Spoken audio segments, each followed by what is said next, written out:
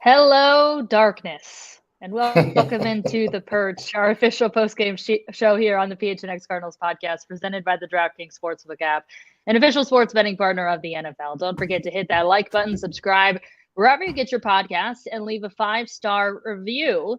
However you want to digest this loss, facts are the facts, and the Cardinals are now the first team in NFL history to lose 6 games after starting 7-0. 38-30 Seahawks, the final in this game. And let's get things going with our first quarter instant replay. Chierstin Susel here with Frank Sanders. Johnny Venerable will be joining us shortly from State Farm Stadium. But Frank, the Cardinals' woes at home have now followed them potentially into the postseason. Just weren't able to get this one done. But they started out great with Chandler Jones getting to the quarterback, strip sack. Zach Allen brings it in for a touchdown. They fell flat, but there were ups, downs, twists and turns in this game. Your initial reactions? I thought we looked like we came to play. Initially, we did like we came to play.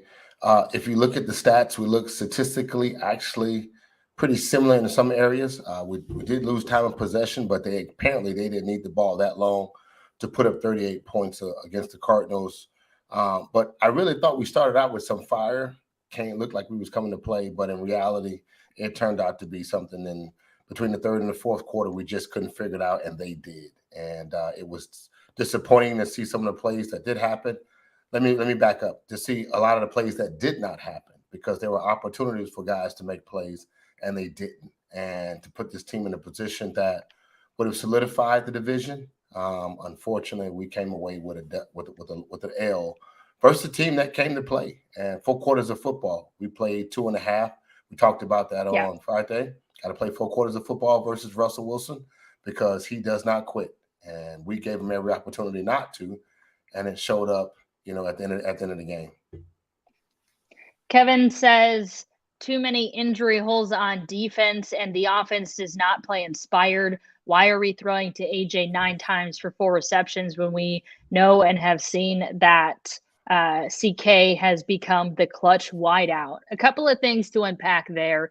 Definitely missing some key pieces in their secondary. I think Marco Wilson, Robert Alford were definitely missed today, and there were some situations of blown coverage and guys getting exposed in the secondary for sure.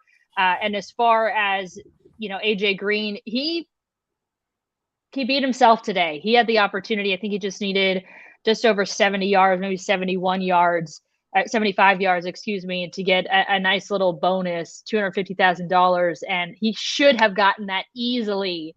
But between penalties, mental mistakes, dropped passes, he had a rough game today. So a few things to unpack there. A lot. I agree with him. The defense did have injuries, but we still had enough players to show up, to put ourselves in a position. They gave us the chance early, actually, to be very dominant in the very first half, first 2 quarters of the ball game. But we could have really put this team away in some areas, and we just didn't. We kept giving Russell an opportunity to stick around, and he made those plays. And you're looking at a team that statistically, the Seahawks had 431 yards total offense. The Cardinals had 305. Listen to this stat. They gave up 202 yards rushing. We're talking about giving up 100 yards a game. We gave up 202 yards rushing. But last week we went against the Dallas Cowboys and we gave up less than 47 yards. The Jekyll and Hyde effect of this team has been definitely on display. This is the fifth straight, home loss for us. And it does not look good, doesn't bode well for what this team could have been. AJ Green, look, he's paid well. He's paid actually handsomely, to use the words of Johnny Venerable. And really, he should be making the plays. You're giving him a chance to be the guy. You felt like you had a better, probably a better matchup one-on-one situations versus their cornerback. But guess what? He didn't make those plays, and unfortunately, sad. Look, you also said he had a chance to make money. The argument of Antonio Brown was, you're not targeting me enough because I can't get my money. They gave you a chance to get your money, and you didn't do it. Sad on his part.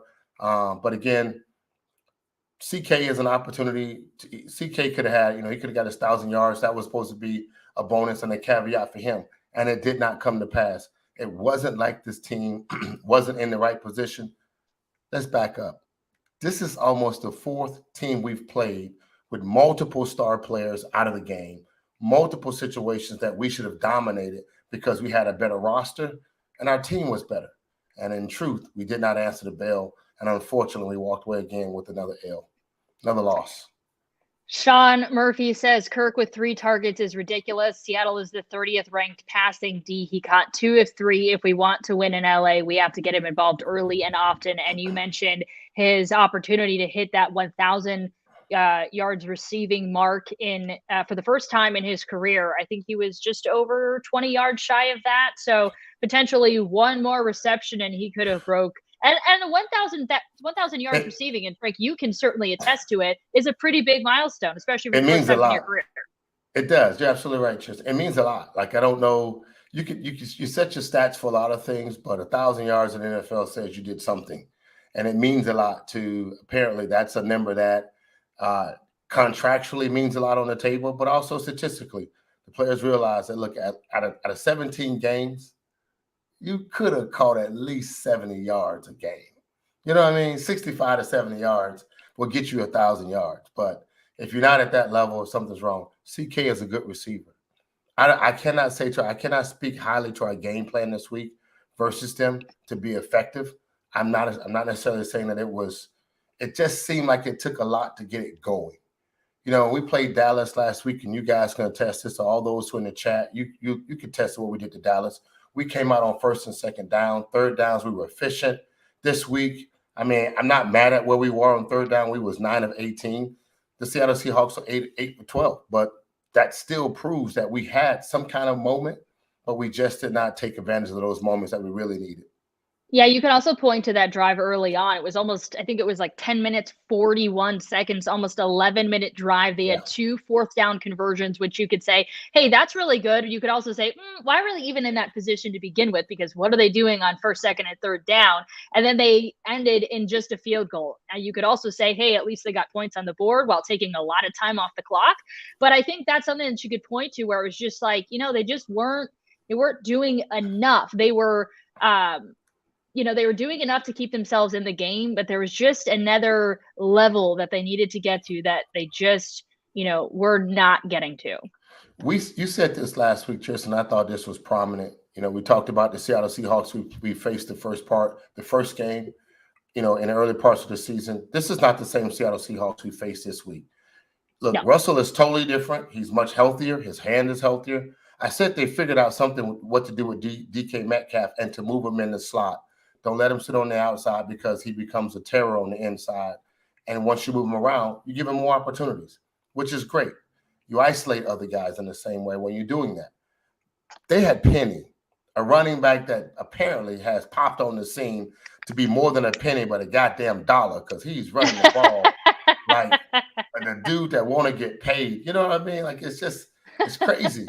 But that is the difference in the game. Like when we look at the stats, it's 202 yards to our 118 yards rushing. Not bad. Kyler did most of the work with his legs, which we expected. Thank God for that. Look, 229 yards passing by the Seattle Seahawks to our 187. Not good because we had a lot of guys drop balls, and everyone in the chat room can attest to that, as well as yourself, Chierstin. But Again, the plays were there, the opportunities were there. We just didn't close the game. You talk 4 quarters of football, we didn't close the game out, and we had a chance to do it in the third quarter, many opportunities, and we didn't do that. Yeah, so I want to get to that third quarter because, in my opinion, that was the turning point in the game. I want to hear what yours was. But before we get to it, we've got a couple of people in the chat talking about our running backs. So Low Tone Capone saying Eno played well, silver lining, and easy no steroids says hopefully Connor is okay. So good and bad when it comes to James Conner. The good thing is he is our DraftKings Sportsbook app king of the game. I think if he's playing, there's a good chance that he is going to be the guy that I select for king of the game because he is such a special player. He had 93 total yards in his return and 2 touchdowns, 1 on the ground, 1 in the air. He has now scored 18 touchdowns on the year, 2 shy of the record. He's their weapon in the red zone, their X factor, but he's so much more than that. Unfortunately, he had a great return back and they certainly missed him. He was dealing with that heel injury and then he gets injured late in this game and heads to the locker room. So some good. And then obviously he's a guy that you want in the postseason. So now they head into the postseason with, I know they like to say that Chase Edmonds and James Conner are 1A and 1B, but you could argue that he is their top running back. His status is up in the air. While Chase Edmonds missed this game, his status is up in the air as well, heading into the postseason. Not ideal. JC is definitely the draft king, without a doubt. We miss him so much when he's not there. Speaking of James Conner, look, the guy he sets the tone. He tries to create the tempo where the offensive line does what they're supposed to do. 93 yards isn't a lot of yards. He had a 52 yards rushing on 15 carries. Seattle came with the intent to put pressure, which was honestly what they did. A team that also got over 5 sacks in the game because they just could put the pressure on Kyler. The goal was to stop the run on the way to the pass, and they did that. They loaded the box up. They believed in their cornerbacks to go one-on-one versus our receivers. Kyler gave them every chance to make the play, and they didn't. I like your pick in James Conner because the guy just sets the tone across the board offensively. And I like that he's continually setting stats. He's putting up his records. And kudos to him. I like his energy. I like his heart. We need Chase Edmonds back, but to have JC and Eno back and do what they were supposed to do, they did their part. We just didn't do our part on the outside. And honestly, as a former receiver, guys, I'm going to just speak it. You look at my name as at Frank Sanders at 81, so disappointed. I should have put wide receivers. I didn't even see that. I should have put wide receivers just because I'm so disappointed in our wide receivers today because they didn't play. The leading receiver today is Zach Ertz with 7 catches for 84 yards. But guess what? Christian Kirk, 2. Your boy just didn't show up, man. So a bunch of those guys didn't show up. Wesley only 2, AJ 4, but the targeting was there. They just didn't make the plays. Yeah, I would have maybe liked to have seen Kirk and Wesley involved a little bit more. AJ Green certainly had all the chances in the world and just didn't make the most of them.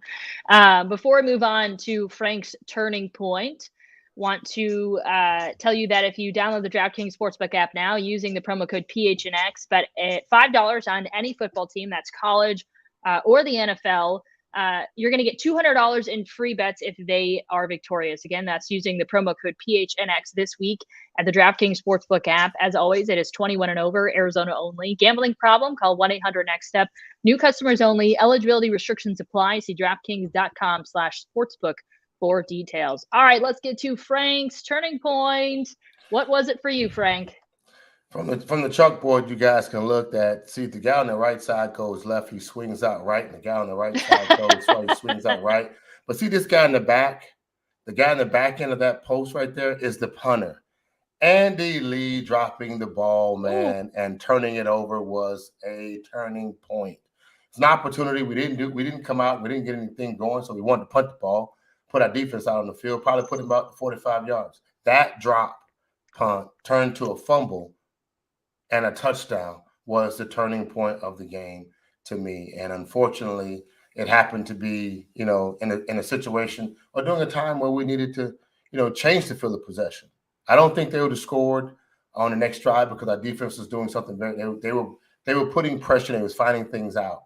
You put your defense in that position versus Russell them. It's just hard. and hard not to think they're not going to score a touchdown. And they did. And that's my turning point. Andy Lee's muff fumble, punt to a fumble.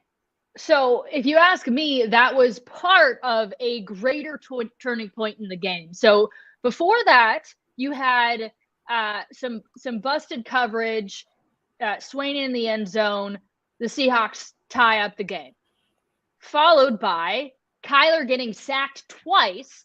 They loaded up the pressure, frustrated him. The Cardinals go 3 and out, which led to that punt in the first place, which was all sorts of botched. I don't even really know what was going on. I guess he was afraid that it was going to get blocked, and it all fell apart from there.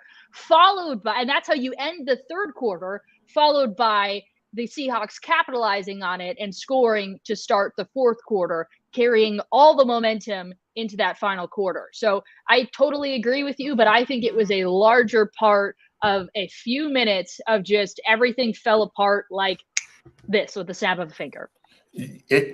All those things happened, and it displayed a horrible drive or a horrible series of downs. But the only one that really doesn't change the narrative is that part where he drops the punt, turns into a fumble. They get the ball.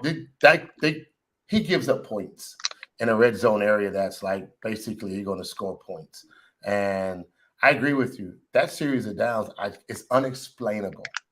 It's absolutely unexplainable to watch what took place and how these guys did it. But, I mean, that's my turning point. And, look, it was ugly, and it hurt us bad.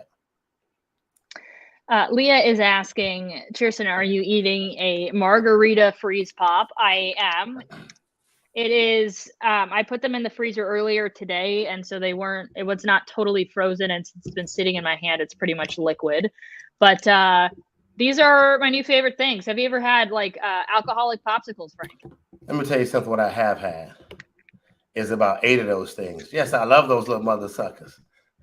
I just don't hang around enough people who drinks them. They always bringing some tequila to the party and trying to make margaritas. So yes, I have had a couple of those, but they just don't seem to fit into a 30-ounce cup. How many of those it takes to fit into a 30-ounce cup is my question.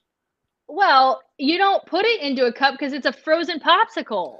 I like to put it into a cup, throw it in there with a little more tequila on top of it, splash a little lime on it, move it around a little bit. No, it's like an otter pop. You eat it like an otter pop or like a freeze pop, depending on which side of the country you're from. It's probably about 3% alcohol.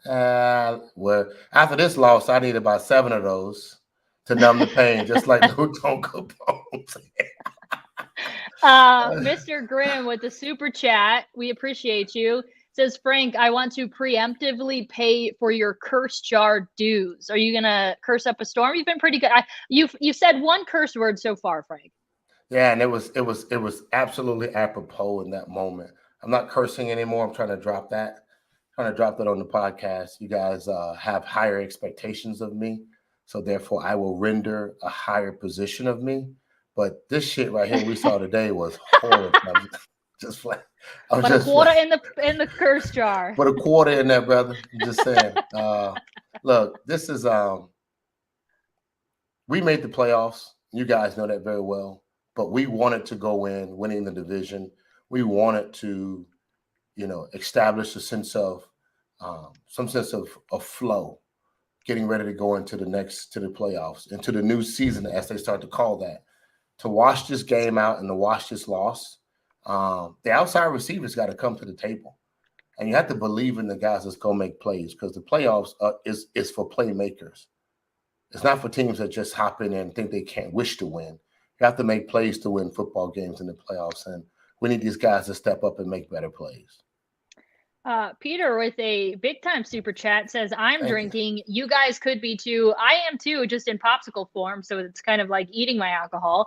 Have a White Claw on me, Speedo Jackson. Do you have like a bar back there in your house that we don't know about that you can go spend this $20 at, or what? I have a plethora of stuff in the corner. I should just go. I'm trying not to do too much today, because if I get to going, I don't know how much I'm disappointed, and I don't want to drink right now while I'm trying to discuss these disappointment feelings. And I know I'm amongst friends, So I appreciate that. I know I'm amongst friends. Chierstin apparently has no problem. Which I'm I at love. home. Oh my goodness, it's been Newman and I just chilling at home this whole day watching football and drinking some alcoholic popsicles. So I have no reason not to drink. I don't have anywhere to be. Didn't have anywhere to be all day except my couch. No, you did the right thing. LT say, man, step into my nightmare. The water is warm. Look, bro, I agree. This is how we all feel about a lot of the things that are taking place. Let me express something to y'all right now that I'm just going to be real honest about. I'm scared now. I really am. I'm nervous not for my team, but I'm nervous for what will happen in the offseason, trying to describe this to, can we keep this team together? Can we hold this team together? Now, we're not there yet because we still got more football to play, and I respect that. But I am nervous right now as a former player looking at my team and watching at what just took place the last 6 weeks of the season, 7 weeks of the season. And we're gonna have to figure something out, how to hit a hell of a reset button. And Chierstin, you know what that reset button would be? You just push 99 pound 99 Pound 99. Okay. and pound 99. I'm hoping is a reset button for the Arizona Cardinals going into next week to whomever which team we play. I thought you were trying to say that we needed to call 911 and have the ambulance come out and revive the team. That's what I thought you were getting at. But JJ Watt would certainly and hopefully help this team heading into the postseason. And we all hope that is the case. That was super fun to hear that he is back on the practice field and is designated for return. Kevin brings up a question. He says, what do you view of Kyler's consistent showing of frustration on the bench? Now, this is something that honestly, I typically notice it, but I didn't really notice it today. You also have to think about, in the grand scheme of things, how much of Kyler and his reactions and interactions are you really seeing throughout the course of a game? Because you have to remember that you're only getting a very small sample size. Whenever that camera decides to pan over in a certain situation, which could very well be, hey, look at Kyler. He looks like he's super frustrated. Let's get a tight shot of him and let's take that shot. He could be like that the whole game, or he could just have spurts of emotions throughout the game. So I will throw that out there. But I did not at any point in this game see a shot of him on the sidelines and think, oh my God, man, get it together. Because it was a little bit of a frustrating game today. I would agree with you on that. It was definitely a frustrating game today because it just didn't seem like things flowed well.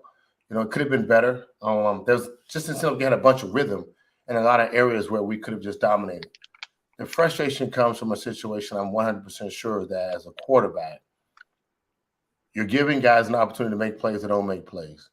You know for a fact that if we don't win, it's basically going to come back on me.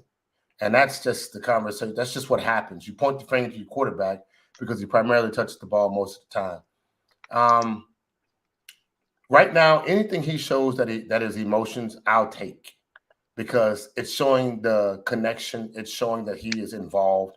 And it's showing that there's some sense of passion, that either it's a frustrated passion or it's a pouting passion.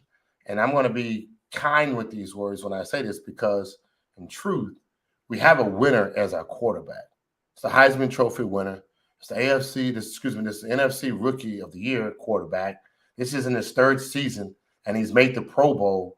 And I'm just saying, we have a winner, just cross the board. Athletically, it's a dual threat quarterback. Most teams would want something like that. Of course, they want him 4 inches taller, but guess what? I like what we got. I'm just going to say I'm going to reserve that because I think there's a moment right now where he's finding his way to be able to communicate with this team that we have to do better. And I think that's the part where I'm going to be a little bit more delicate in my conversation with that.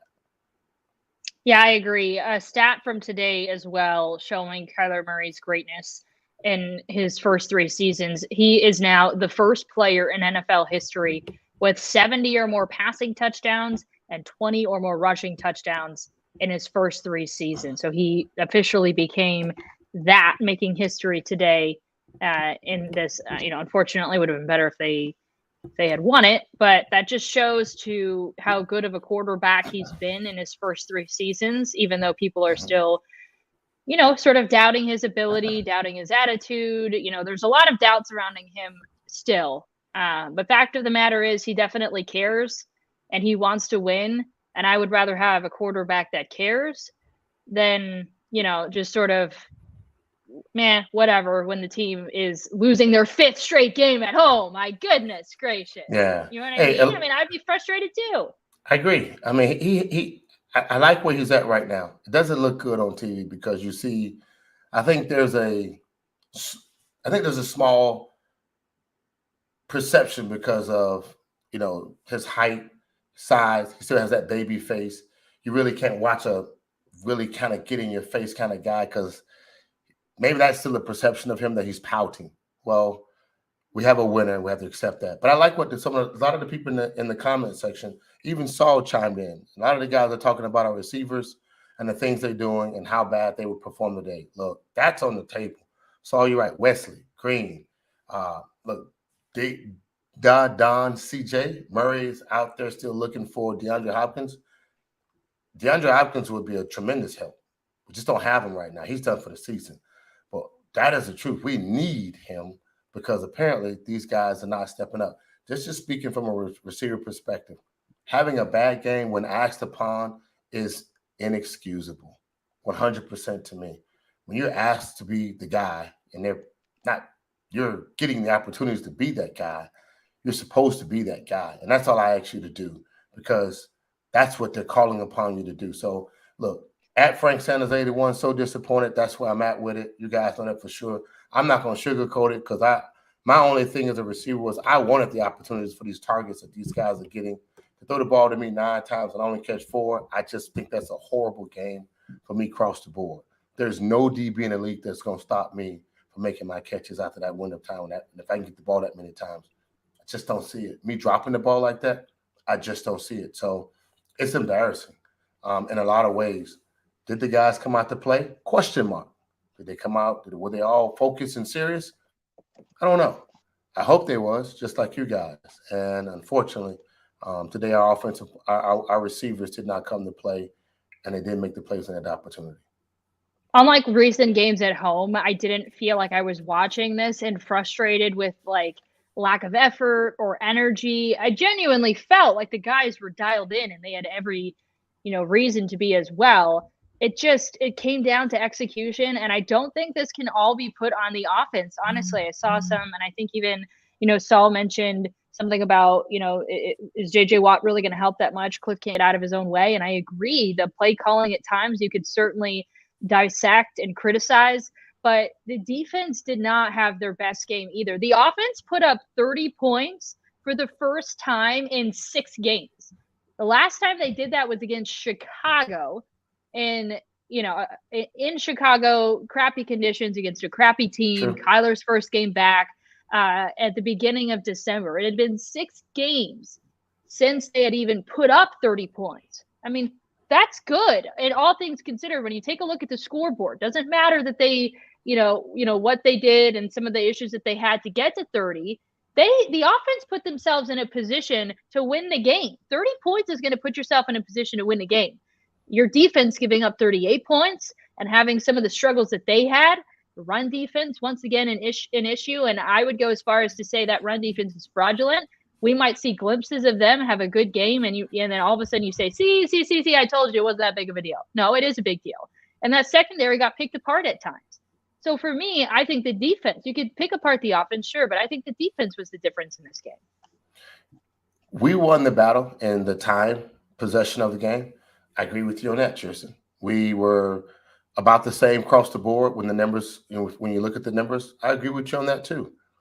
But I think there are so many. The hidden part was the sacks and not managing the clock or not managing the down and distance.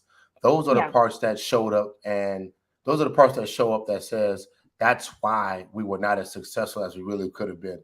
30 points, I agree, right, and that is true. We put up 30 points for the first time, but we really statistically probably should have put up 40-something points and beat this team and stopped them from scoring 38 points. If we would have played a cleaner game of football, and we did not play that. It wasn't a clean game of football. I'm at the game. the Seattle Seahawks fans that were there, all maybe 16,000 probably, sounded louder. It sounded like they had more fun at the football game. And that's what it felt like there at the football game, because they had bigger moments that seemed to be at the right time that would allow them to be more celebratory. And unfortunately, we just didn't make enough plays to put this team away at the right moment. Again, it's Russell Wilson. Everyone knows you got to play 4 quarters of football with Russell Wilson. And if you don't, the guy's going to make a big difference. What's next? All right, going to get to some more questions in the chat. Yeah. But first, was one of your New Year's resolutions to look and feel better in 2022? But forget the gym, forget those crazy diets. How about you just get some new gear to rep your teams instead? Up your wardrobe game. PHNX is here to help with that. We mentioned all week long, JJ Watt, hopefully going to make his return next week. Fingers crossed, but he is designated to return off IR. We do have a Maybe We're Just Effing Better JJ Watt inspired t-shirt. It'd be a good time to cop that, as well as just so many other fire t-shirts that range from Cardinals theme to Suns theme to U of A, ASU, and beyond. If you head to phnxlocker.com, you can grab one of those shirts for just $29.99. If you become a member, you can get one for free. We've also got some sticker packs up there that have the same graphic designs as our t-shirts, just on stickers. They're awesome, especially to decorate your laptops with. Those are just $5, and they're limited edition. So once they're gone, they are gone. All right, Peter asking the question, do the Cardinals have the high-end talent to perform in the playoffs? Dogs, motor guys, and team guys are fine until you need a splash. Who provides that other than Hopkins? We will answer this question, and then I believe we have Johnny out at State Farm Stadium. So real quick, who provides that splash other than Hopkins? James Conner. James Conner makes the plays, man. Him and Zach Ertz are literally a special duo to the NFL and to the Arizona Cardinals. Look, these guys, James is what, 18 touchdowns right now? Yeah. He's at 18 touchdowns right now, and I think he's leading the league. That's a special number for any running back in the NFL, especially for the Arizona Cardinals, because he's definitely changed the record books in that area. But Zach Ertz is he's a phenomenal addition to the Arizona Cardinals. These are the guys that move the chain. You have to have somebody that moves the chain. Look, the outside guys, DeAndre Hopkins, yes, he's the big play. He's the guy you want if it's 3rd and 60 to throw a Hail Mary to, and he finds a way to get it done. But the guys that move the chains consistently is, I like JC because he has the power to get down that field, and Zach Ertz just makes consistent plays to keep the chains moving. So those are my 2 splash guys for this team right now. Consistent is the best word to describe both of them. I just feel they do their job every time they're targeted, anytime the ball's in their hands. Consistent for sure with those 2 guys. All right, let's bring in Johnny. Head to our Johnny on the Spot segment out at State Farm Stadium. Johnny, I'm not sure who all you have spoken with. I'm assuming Kliff Kingsbury, maybe some players, but what is the vibe right now after a loss to close out the regular season? Yeah, Chierstin, you would have thought by now this team, now losers of 5 straight at home, that they'd be used to this kind of thing. Today was especially egregious when you consider the fact that the San Francisco 49ers, down 17-0, came back to beat the LA Rams, which of course means Cardinals had a chance to put all that to bed and win the division. And yet, even with a 24-17 lead, could not do it. Kliff Kingsbury, very frustrated, said they got outplayed and outcoached, that they simply wanted it more. Kind of backtracked a little bit, saying that, nobody was really watching or scoreboard watching. Kyler Murray confirmed he didn't know the score of the game until they got into the locker room. But at the same time, basically said Seattle playing loose, playing free, playing easy, not making excuses. But the Cardinals really just didn't really know how. It seemed like his rationale was the Cardinals really didn't know how to take this game seriously or not. You had people on social media at halftime of the Rams game saying, pull Kyler Murray, pull the starters. And then the Cardinals having to weigh all that. And again, I'm not making excuses for them. They were up 24-17. They could have easily won this game. They got outplayed in all 3 phases. Just egregious penalties, the fumbled snap on the goal line. Kyler Murray pointed to that 3-and-out after the Cardinals up 24-17, got a defensive stop. It was, and I've seen a lot of disappointing games in this building this year, by far the most disappointing given what was on the line. So Frank mentioned that the Seahawks fan base out there seemed like they were more into the game. What was the atmosphere like out there? Was it filled with Seahawks fans, or did the Red Sea rise up and maybe it was a little different while you were at the stadium than what it looked like on TV? Yeah, I don't want to say there was an overabundance of Seahawks fans here. It's still a decent amount, but nothing like we've seen in years prior when Seattle had something to play for. I mean, the Cardinal fans turned out in droves today, even with the struggles that the team has at home this season, and even with the fact that maybe the starters weren't going to play the whole game. And then I'm sure the Cardinal fans were doing what we were all doing, scoreboard watching on their phones of what was taking place at SoFi Stadium between the Rams and the 49ers, and then looking on the field at their hometown Cardinals saying, what is going on with this team? Why can't they put together 4 complete quarters at home, good football at home? They haven't won at home since October 24th against the Houston Texans. That's over 70 days ago, and that number, unless something crazy happens in the playoffs, is going to continue to go up until next season. So it was frustrating for everybody involved. Seattle really didn't do anything crazy out of the ordinary. They ran the ball, and Rashad Penny had 100-plus 90 yards on the ground. Russell Wilson, even with two touchdowns gifted to the Cardinals, the strip sack fumble recovery for a touchdown, and then the almost pick 6 down to the 1-yard line. It's like, okay, I'll just throw for 3 touchdowns. Should have been 4. We had the drop in the end zone, and then a rushing touchdown. They didn't let anything bother them. They were so methodical offensively. And then the Cardinals, everything right now with this team, keeping aside the Dallas game, which right now looks like an outlier, losers of 4 or 5, everything right now with this Cardinals team looks difficult.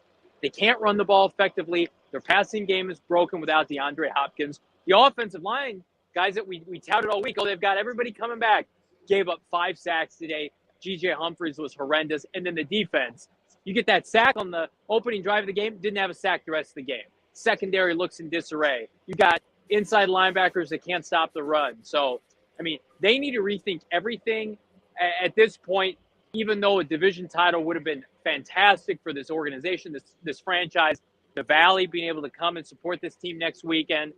They're 8-1 on the road. For whatever it is, we just got to ride this out next weekend at SoFi Stadium against the LA Rams. Johnny, my turning point was Andy Lee and the botched punt. By chance, and Chierstin made a great description of the plays leading up to that botched punt.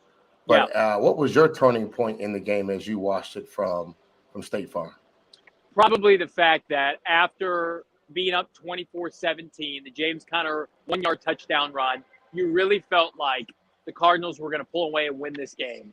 And for whatever reason, they just simply could not contain Russell Wilson and let the Seahawks, every time the Cardinals scored, the Seahawks would come back with another touchdown. And I'm critical of Kliff Kingsbury, the offense. They have not looked good, but they're missing key players. Hopkins is out. Chase Edmonds is out. James Conner left the game. This defense, and I know they're down a couple corners, has no excuse in their front seven to not be dominant. And, I'm a Vance Joseph fan. I root for him to have success. I think he's a good defensive coordinator. He has not had a good end of the season. The defense today looked lackadaisical, giving up big chunk plays, which they did not do in the first half of the season. 38 points to this Seattle team that had 6 wins coming into this game, nothing to play for. I am more disappointed in the defense because of who's on the field for them as opposed to the offense, which is still frustrating. But again, missing several star players in the process. So I will go the defense, let them down in the second half. The Seahawks had several touchdowns of 20 or more yards, which was a stat that you definitely don't want to see. But you mentioned James Conner. I'm assuming we don't have any sort of an update, but what was said about James Conner's status after leaving the game injured? Yeah, it's a rib injury, almost the same scenario as Chase Edmonds leaving the game a week ago against the Dallas Cowboys. Kingsbury didn't have any information at this point, and I love Kliff. You wouldn't be able to believe anything he said. even if you would confirm that James Conner would be fine. It's going to be, Benjamin probably getting the large majority of the carries this week in practice. The good news is he's going to get all those reps, presumably if Chase and James can't go, and he'll be prepared. And I thought he ran the ball effectively in the fourth quarter. But where you miss James is the intangibles, the short yardage, phenomenal pass catching back. I mean, the deck is stacked, no pun intended, against this Cardinal team right now. And a lot of it is of their own doing. But at the same time, they're going to go into SoFi Stadium against a Rams team that's pissed off, right, that has their number historically in the McVay era. They've only got that one win that came in week 4, and they have to be able to run the football. The Niners were able to come back today because they controlled the game on the ground with Elijah Mitchell and company. The Cardinals today, and really, Chierstin and Frank, they have not run the football well in upwards of a month's time, really maybe since the Chicago game. They didn't run the football well last week at Dallas. Today, same thing. They need one of their two, best case scenario, both their star backs back next week. Otherwise, I think we're going to see a similar performance in which Kyler Murray is too often exposed in the passing game. And 5 sacks today, I think, warrants that. Frank, you got anything else before we let Johnny go? You know what my last thoughts was? I was going to talk to you about the Rams and what you thought about, man. But honestly, you spoke well about that. And it would have been them or Dallas. And we've made this bet already. Moving forward, if you are Kliff Kingsbury, how do you wash this conversation? How do you wash this last game out of your system and get ready for a new start of the season? I have no idea because they should be playing the 49ers at home next weekend. They should be division champ. We should be celebrating a division title right now. The team is incredibly deflated. Kyler Murray, incredibly deflated. Sad for the fans. And to be able to bounce back, yeah, the Rams lost, and they lost the 2 seed, but they still won the division. They're still hosting a playoff game. They're the 4 seed, right? And they don't have great home field advantage anyway. I mean, there were more Niner fans today at SoFi Stadium, presumably, than there were LA Rams fans. I would say the one spark that this team has, I'm sure you guys have talked about it, is the return of J.J. Watt. If anything's going to make the difference, that will be it. Because I can tell you definitively, if the Cardinals roll out the same kind of energy and effort as they did today, next weekend they will get boat raced by the Rams, even though the Rams are not playing well. But if they have number 99 and they play with that underdog mentality, if they're told all week, just like the Dallas game and a lot of other road games this year, that they are going to be embarrassed and that they do not belong, that is the recipe for this team. When they are favored, when they're at home, when everybody thinks that, they're a contender and they take them seriously, they fall on their face. And so that is the one thing that you can hang your hat on if you're a Cardinal fan is it's not going to matter at the end of the day if they don't win the division, if they can go into LA and win next week. It's a tall task. I don't know if I'd put money on it right now, but I think we're all going to be feeling better when J.J. Watt returns to practice this week. Johnny, I took the points. So we said the points were over, over and under. The over, I took the over. Yeah. #99. We are all leaning on a smidgen of hope that he's going to make a difference, and he's going to make his return, hopefully next weekend as well. That's Johnny on the spot, Johnny Venerable out at State Farm Stadium. We appreciate you, man. Thanks, guys. Well, Johnny naturally got us into our crystal ball segment, which is, what does this loss mean for the Cardinals moving forward and moving into the postseason? They are a number 5 seed, and they're going to take on the Rams in LA to start the postseason next weekend. If you take a look at how this thing finished out, the Packers end up with the number 1 seed in the NFC. They get a bye, followed by the Bucs taking on the number 7 Eagles, Cowboys taking on the Niners, and then, of course, the Rams taking on the Cardinals. But unfortunately, I think we're all sort of scratching our heads in terms of where do we go from here? What kind of Cardinals team are we going to see from here? And it's been well over a month since I've been scratching my head of, I don't know what to think about this team anymore. And this game certainly did not help their cause. And again, you can sit there and say or a lot of people that are like, and even when I was tweeting about it, they're like, well, what does it matter anyways? Like, you want to play on the road. The Cardinals should want to play on the road anyways. And I'm like, you know what? But it's still, you still wanted to close out the season on a high note. You still wanted to give yourself a chance to win the division for the first time in 6 years. That means something. And I'll go ahead and parlay it into my cheers to you, because I'm giving a big cheers to you, to the San Francisco 49ers, because they did their job. The 49ers and the Cardinals had an agreement. Cardinals take care of business. 49ers take care of business. The Cardinals are NFC West champions. The 49ers beat the Rams in overtime. They played a gritty, fantastic game of football, and they did it the right way. And the Cardinals didn't hold their end of the bargain. Now, these teams might not have known that they were in a pack together, but for the fans knew it. So cheers to you, San Francisco 49ers. Unfortunately, the Cardinals just could not help themselves. But Frank, what else can we say about this team moving forward? Now they're going to face the LA Rams again, a team that, has had its ups and downs during the season, but so have the Cardinals. And it's certainly not a team that Kliff Kingsbury, Kyler Murray, and the folks here in Arizona have had success against. I like your cheers to you, because I'm a fan of that too. Look, they had something to play for, and they showed up. Like, the San Francisco 49ers came to play versus the Rams, and they let them know that we dominate you guys, we own you guys, and we want to get into the playoffs. Want to give ourselves a chance. That shows you the value of what it means to, when you're playing a division opponent. And this is division rivals. This is the Cardinals versus the Seahawks. We know the rivalry, how far it stands back to, what it looks like, and who's had each other's numbers. But when the Rams and the 49ers show up, the same thing. This is the rivalries that happen out of the NFC West, which makes this the toughest and the best division to play in. But guess what? 49ers did show up. They beat the Rams. The Rams had something to fight for. They still walked away because the Cardinals laid an egg. And that's the most disappointing part about that. So cheers to the 49ers, because they fought to get into the playoffs.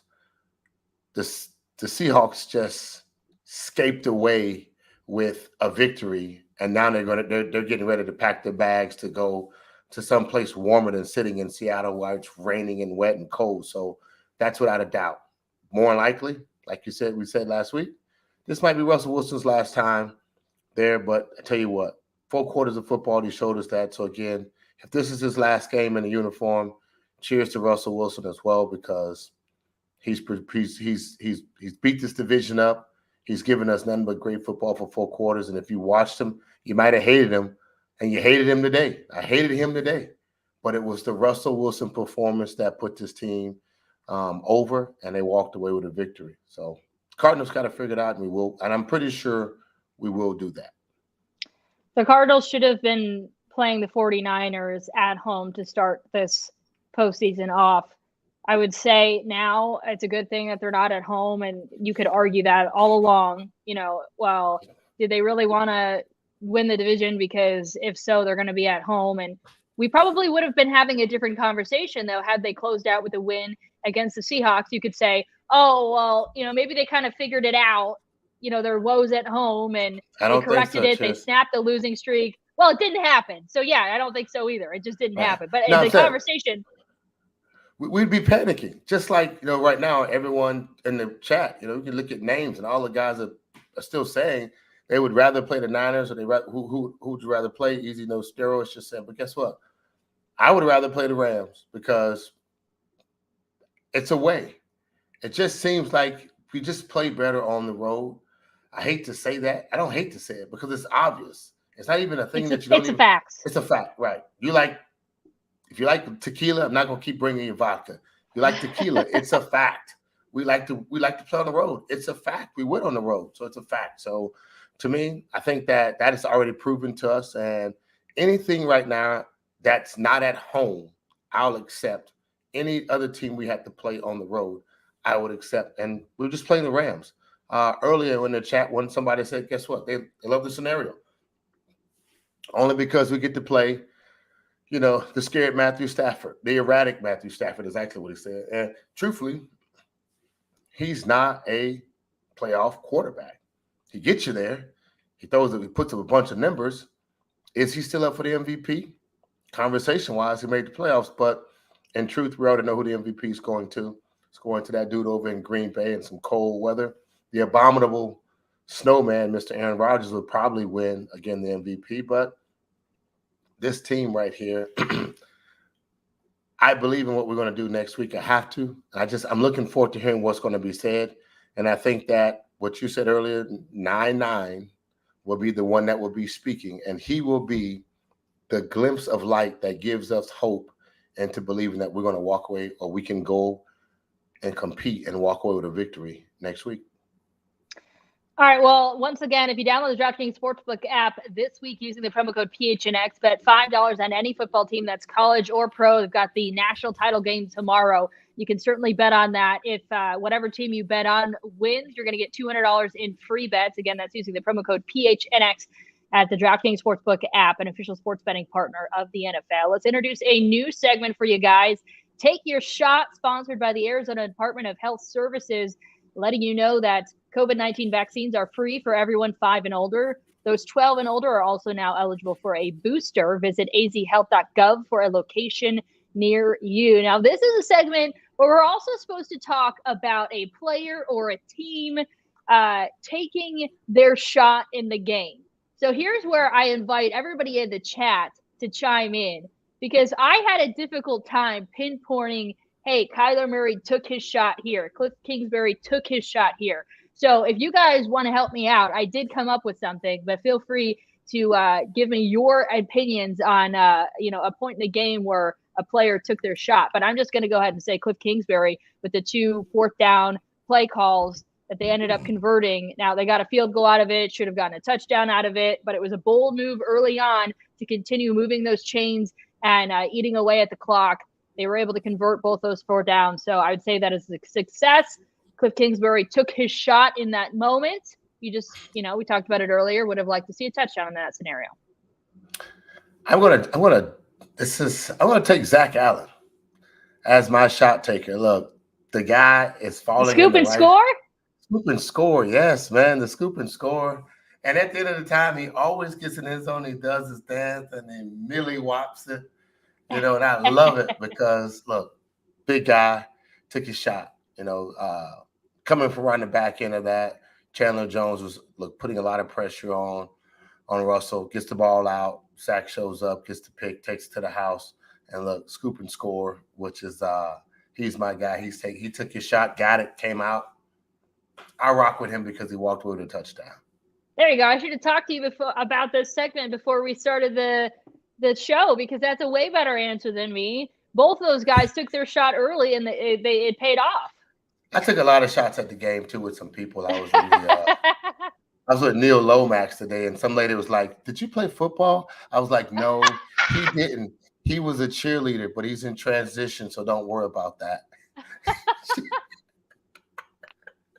It was crazy. Great time hanging out with Neil Lomax. A lot of great stories. Just great moment, man. The Cardinals fans showed up in groves on the club level. Those are the sweet holders. Those are the ones that put the tickets. They bring 20, 30, 40. Sometimes they bring a gang of people, sponsors, but it was a good time up there. It really was. Hanging out with Neil Lomax. I learned a lot.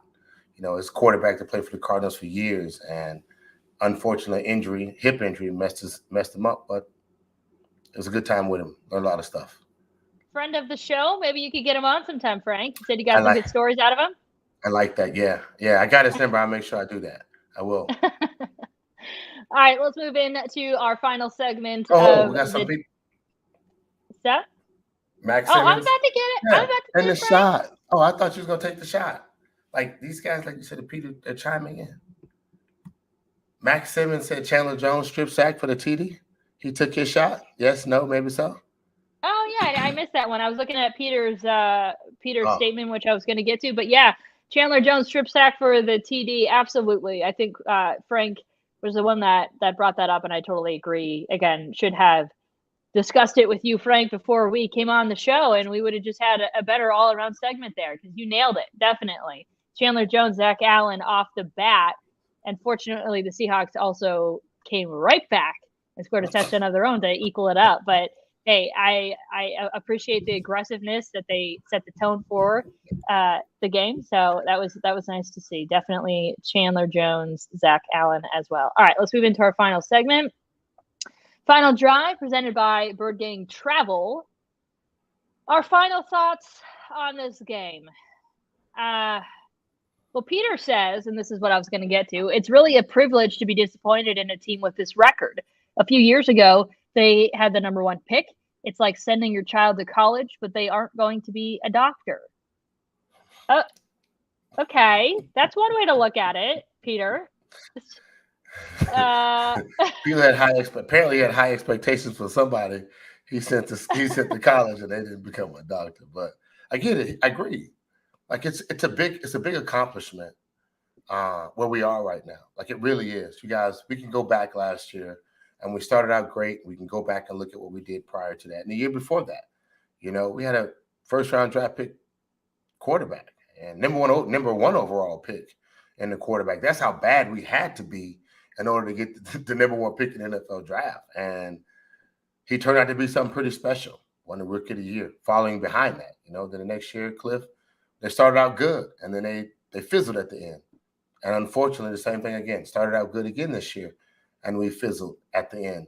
Now, if I can add this little nugget, the last couple of years we've dealt with the same virus for 2 straight years that have plagued the NFL, and of course, our lives and everyone else's lives. And then some of the guys weren't even playing games in front of fans a year ago. You know what I mean? So there's so many things that variables. But I agree with you, Peter. Like this is still something to be happy about, and yet disappointed because we had high expectations for our team to be number 1 in the NFC, number 1 in the league, and then now we're barely making it into the playoffs, and that's very disappointing. But yet, absolutely still a happy moment. So when I was sick a few days ago and bored, I was going through some of my old just stuff I had saved on my computer, and I came across a story that I had done out at the Cardinals draft party when Kyler was drafted, and I had all these interviews with fans, and like the majority of them were like, well, I don't think we gave Josh Rosen a good enough chance. I'm not really sure about this pick. I think we should have stuck with Josh Rosen. And you fast forward 3 years. I would definitely rather be in this position than having not drafted Kyler, having this disappointment, having won 11 games, heading into the postseason, than having stuck it out with Josh Rosen. So there's your silver lining, guys. That is 100%, right? It's like that's the beauty of it. And you're absolutely right. Like Josh Rosen was a first-round pick, but Kyler has definitely transitioned all of us into a place of being a winner and something to be thankful for. And now we're just hoping that we can continue this ride, because next week, y'all, I'm telling you, next week is totally different. The feel, the emotions, the mentality, the work that you put in. I know it sounds crazy that you don't feel like you can turn the switch on off and on, but you can. Because the NFL plays to a week-to-week mentality, and we might not match up 100% well versus the Hawks, but when we play the Rams, we might match up very well versus them and go out and dominate, just how we did Dallas and at their house. And that's just something to pay attention to this week. Yeah, Bees or Beezy, I'm not sure. I know a big fan of the show and always a participant in our chat, so I should know this by now. I just don't fully know if it's Bees or Beezy. But anyway, it says, we smoked the Rams in their building. I am not scared. Good point. Cardinals already went into their house and took care of business before this season. And then somebody mentioned, Benjamin as a guy who took his shot. Kevin says, took a shot, best series of his career. He had a really good game. I was impressed with what he was able to do when he came in. For sure, I would say, he hasn't had a lot of action, in the NFL or an opportunity. So this is the most opportunities for sure that he's had, and he took the most of it. All you can ask out of a guy: 7 carries, 31 yards, 4.4 yards per carry on average. Hey, I liked what I saw out of, he brings a lot. I like him. I do. I like him a lot too. I think we got a really good set of guys in the backfield. I'm not worried about our backfield at all. If JC's not there, James Conner's not there, I'm okay with the two guys we got. I just believe that you have to put guys in the right position that elevates and exposes their talents, what they really do. Chase is hella good on the outside as catching the swing routes or running. He's literally our Christian McCaffrey when it comes to catching the ball out of the backfield. The guy he can get it done. JC is a bruiser and he can catch the ball. I like what we bring to the table. And he's sneaky, but he's sneaky good. He has power, speed, and quickness. You just got to give him the opportunity, like he took advantage of the day. So I agree with you 100% on that too as well. I think we've pretty much said all we have to say about this game. Ready to flush it. It's a new season, baby. It is a new season officially. It really is. Look, cheers to you guys for hanging in with us, hanging in with the Cardinals. It's not an easy season, but you walked away a winner. You're in the playoffs. You wasn't here 2 years ago. Matter of fact, you haven't been here since 2015. So guess what? Enjoy it. Enjoy this moment. It doesn't feel good, but it's like broccoli. It don't taste good, but it's good for your body. That's how it is sometimes. And right now, your team is in the playoffs. They will be one of the 16 teams that'll be playing next week. And they will give you an opportunity to cheer one more week for another opportunity to go on into the playoffs, fighting for the George Halas Trophy, which is the NFC Division Championship, and then on to the Vince Lombardi. Hopefully they can pull that out and come away with a victory. Several people before we go they were asking about the Ward's status because he also left the game along with James Conner. Haven't gotten an update on him either. I'm sure it's going to take us a couple days before we get a true word on whether or not those guys are going to be good to go moving forward. So unfortunately, the Cardinals not only lost this game, but they had a few key injuries as well. So they're going to have to regroup and get ready for LA in the wild card round. Thank you guys so much for joining us here at the Perch, for venting. I feel a little bit better as always after having spoken with all of you. So this is good. Glad we're able to do this, guys. And we will see you guys all tomorrow for more Cardinals talk and postseason talk. I like the sound of that. We'll see you guys later.